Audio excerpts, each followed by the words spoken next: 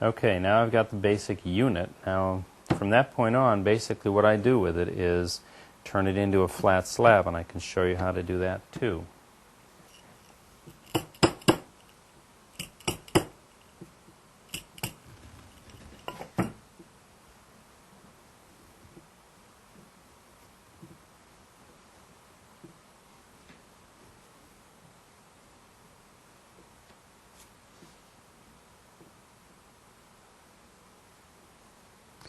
Okay, this little one is just a different Narikomi roll, and I want to use it in conjunction with that, so I've got to get it down to a scale that will fit.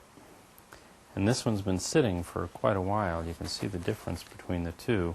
This one I made a while back, and it's actually pretty stiff now. It stands up fine.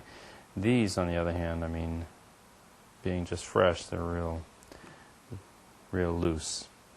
So that can be a bit of a problem when I try to work them together, but the pieces I'm going to be working with are so thin, and it'll take me several hours to work out the entire pattern, so by the time I'm done with it, the consistency should be just about even.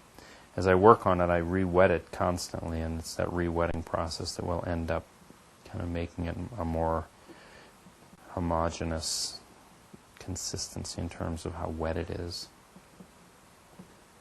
Yeah, when I did a residency over in a place called Seto, Japan, and I worked with in a studio with a Japanese potter that used essentially the same technique, and it was intriguing to me how different his palette was than the one I use. I use a wide variety of color, and my preference is color that is pretty intense, so that I like the blues to be blue and greens to be green and lavender to be lavender, stuff like that.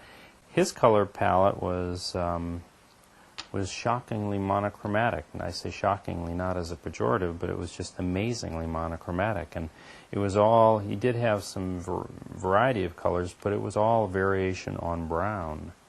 And when he saw me start working with colors, just mixing the colors initially, he was just in a state of shock almost that at this potter that would have the audacity to incorporate actual color into this process. Because traditionally in Japan, this technique is done using, again, a pretty monochromatic color palette, and again, mostly variations on browns and grays. And so it was an intriguing thing to see happen.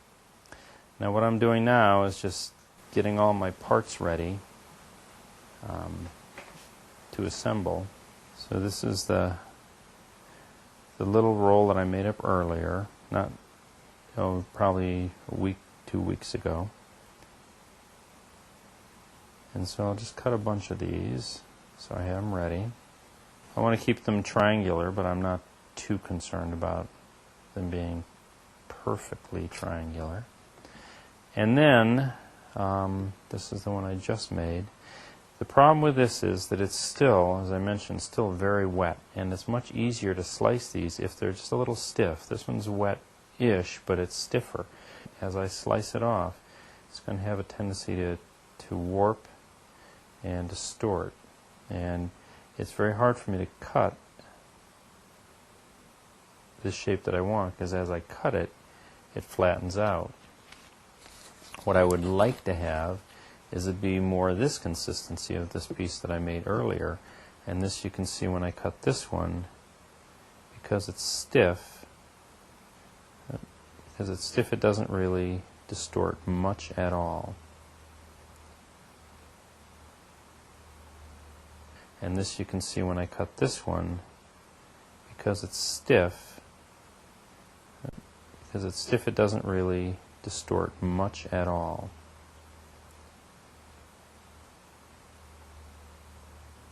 So in a perfect world, I would take that roll that I just made, and I would set it aside, and I'd wrap it in plastic, but let it sit for several days to a week.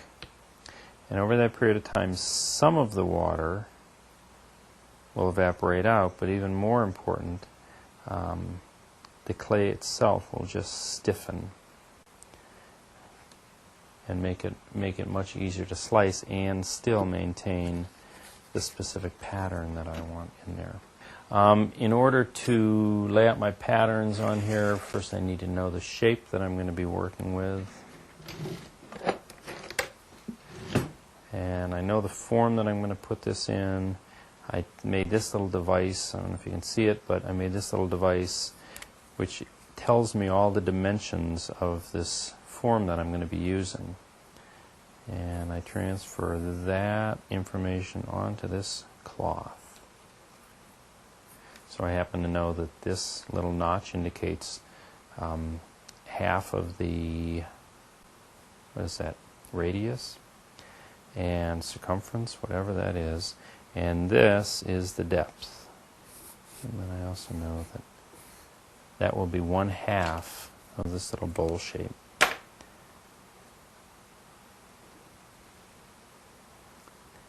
And then I slice, slice, slice away until I get enough parts and pieces.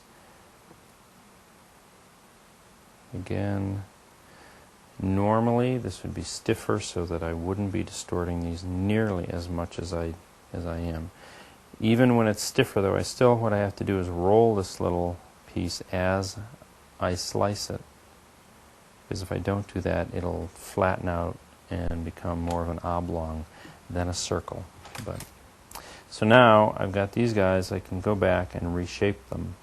And so it'll work, but it's a little tedious.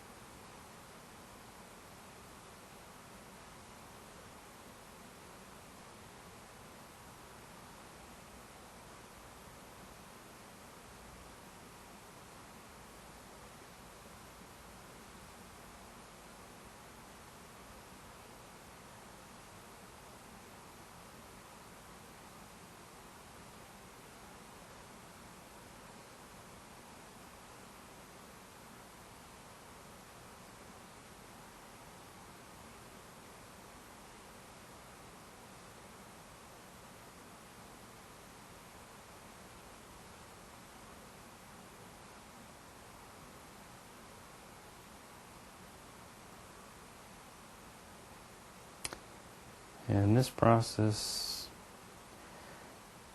also entails a bit of time. And I'll just continue this until I've developed the entire pattern. On some pieces I'll do a single pattern over the whole object.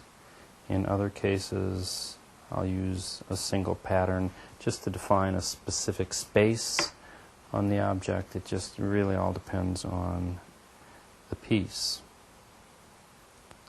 But this is how I'd get the patterns that I'd use.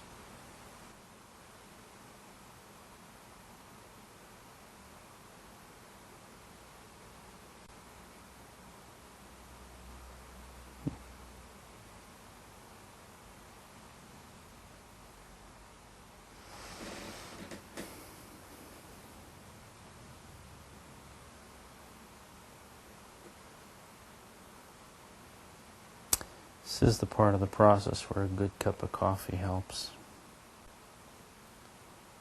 I have been known on occasion, while I'm doing this, to kind of like that joke sequence when you see on television, where the person will be so tired they just keel over into their food, their plate of food. I've been known on occasion to doze off in the middle of this too.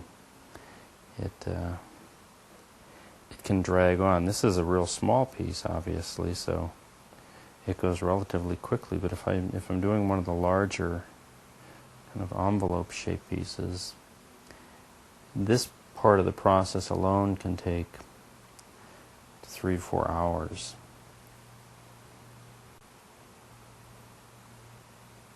And even though I find it curiously intriguing, it does have a tendency to put me to sleep after a while. So you can see how the one of the ways that the pieces end up being so thin is that I'm really slicing these off to be little wafers. I mean very thin wafers, and my goal is to slice them as thinly as I possibly can. I will roll this out again after I finish it and put it together, but if I roll it too much, I'll start to lose all my pattern because it won't roll evenly. Like this piece is a little thicker than that one, so if I end up rolling this too much, this piece will just kind of invade the space of that little object and throw the whole pattern off. So the goal is to get these as thin as possible so that when I roll it, I'm not really distorting the pattern, I'm really just binding them together.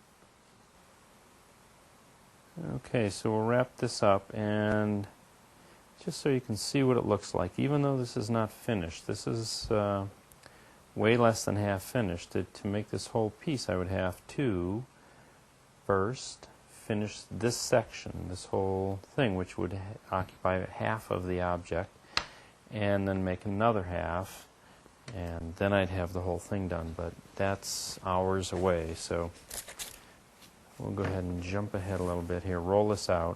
It shouldn't really affect my ability to finish this up later, but it's easier to see because right now when you look at it, you see a lot of these gaps and little holes where the pieces don't quite match together, and as I roll it out, those gaps should fill in and the whole pattern should become a bit more unified. Okay, so now we've got more of the pattern emerging the way it would ultimately look, where, you know, we've got, you know, some of these shapes maintaining a pretty geometric format, but most of them are starting to loosen up, and now you can see that also this beach ball effect is becoming a little looser than it was when I first made the piece, and that's really what I'm after. Sometimes when the little defined lines are very rigid, the whole thing ends up looking, to me, a bit artificial. It just doesn't have any organic characteristic. So that's why I don't discourage in any way a little bit of movement in these rolls. It has to do with the nature of the clay to move and distort a bit like that. So I kind of enjoy that. And then again, as with any patterning, you can start to see what's going to happen. These little white areas that weren't really that obvious in this initial roll now become pretty obvious as these points touch, and we double the space occupied by the white. And in the fired piece, because that white's going to be the most translucent, those will become little points of light scattered throughout the whole piece. This area, the darker area, the inset triangles, those, because of the nature of that dark blue, are going to be much more opaque, and those are going to drop back, and this little beach ball will occupy kind of a middle ground. So we'll have the real bright areas, you know, juxtaposed next to the dark areas, and then the balls will be bright and kind of occupy that center space. So that's the way it works.